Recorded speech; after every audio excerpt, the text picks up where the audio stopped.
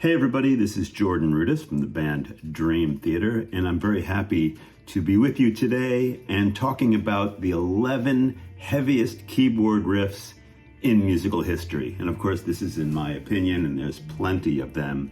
And I didn't go in and choose like my own stuff for this. I went into some of my favorite stuff and picked out some really good ones. And if you don't know any of these tunes and these sections that I'm talking about, you should check it out.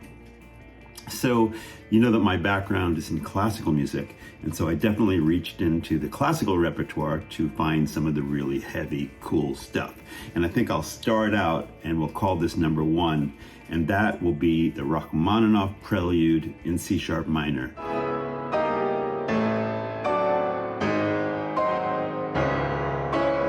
Super cool, heavy Rachmaninoff sound, was very large. He wrote beautiful piano music. This happens to be a solo piano piece, and it's outstanding. And a lot of pianists know this piece because it's one of the really good ones. So that is number 1.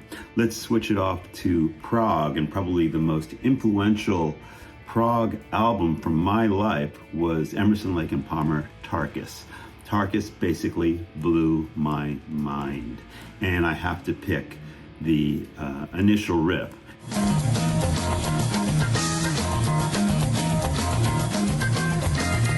And this is a fantastic riff. It drives. It's in, I guess, 11/8. It's heavy. The tonality is really interesting. It's definitely built on intervals of a fourth and has some interesting movement in there. And Tarkus is amazing. And Keith Emerson basically taught me the meaning of heavy keyboards, just driving with that amazing organ sound. Really fantastic stuff. Let's go back to classical for a second, and let's talk about Beethoven. Beethoven loved sonorities, big, heavy, deep stuff, and certainly in something like his Pathétique, a sonata.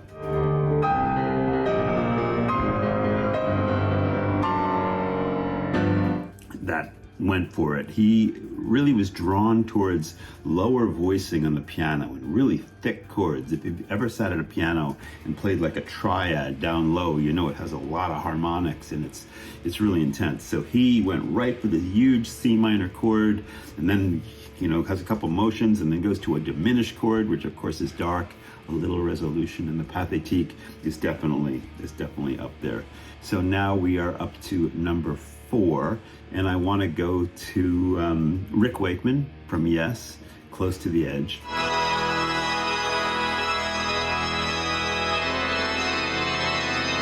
In the amazing pipe organ section, starting on this incredible big, huge E major chord and playing around with the major 7th and switching to an A minor in second inversion, and just it sounds incredible. Rick went all out to just give us this, hugeness and heaviness that is a standout in music and progressive music. So number 5, we'll do the Bach toccata and fugue in D minor.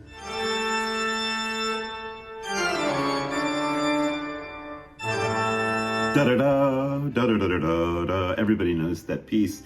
Most people do. If you haven't heard it, you gotta hear it. Bach, he was a metal guy, for sure. Nobody quite like him. The pipe organ, first of all, is, that can be a massive instrument, and that definitely gets heavy, and he knew what heavy meant. Let's do number 6, and let's look at Genesis, the song Squonk off Trick of the Tail.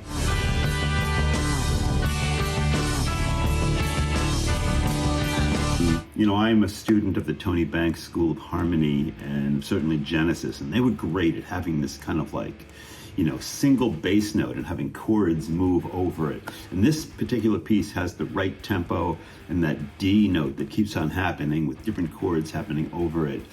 And those progressive rockers out there definitely note that song, and it's a really great one. It's very deep and heavy and full and majestic and all those kind of things. And now for number 7, let's talk about Jon Lord and his amazing organ performance in the song Hush.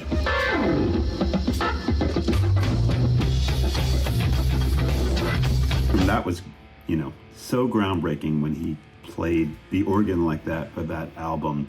And all rock keyboard players know and love that particular organ section right at the beginning of the song. Jon Lord knew how to squeeze the tones and dynamics and textures out of the organ, and we'll all forever be trying to figure out exactly how he did that. Number 8, let's talk about Edgar Winter. I'm a huge Edgar Winter fan. Edgar and Johnny Winter, of course, were known for the blues. Edgar's talent went way, or goes way beyond that. He can do anything. He's an incredible sax player, great keyboardist, mind-blowing vocalist, etc. And the song Frankenstein.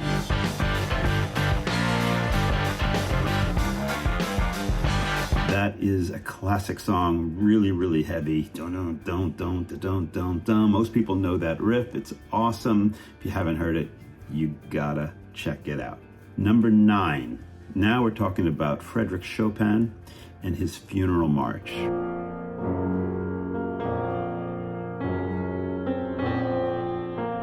Everybody knows the funeral melody, dun dun da dun dun da da da da, but you might not know it comes from Chopin, and it is certainly very, very heavy. Maybe that's like death metal, since it's a funeral march.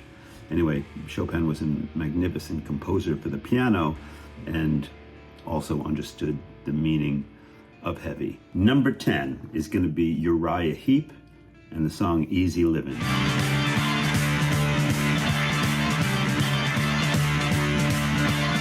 Probably one of Uriah Heep's most successful songs. Big fan of that band. They had incredible harmonies, 3-part harmonies with their classic vibrato. But what some people don't know is their organ sound was really, really cool. And that song happens to be a great heavy keyboard part. Really, really dig it. A lot of these heavy things are in the key of D, which is so interesting. D is definitely a metal kind of heavy rock key, I would say. And that's probably why. Number 11, and the final choice, not because it is my last choice, but just because that's where I am right now. Let's see, Grieg, the Grieg A minor piano concerto.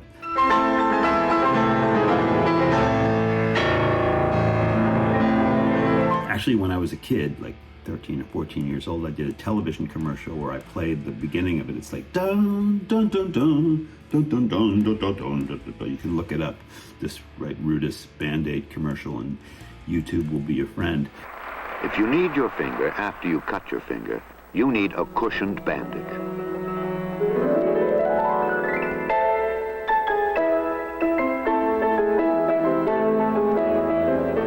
New Band-Aid brand. But anyway, that riff, that descending piano thing is some of the heaviest like keyboard music that's ever been written. It just has this, intensity to it that you have to hear, because everybody who's into heavy music is going to love it.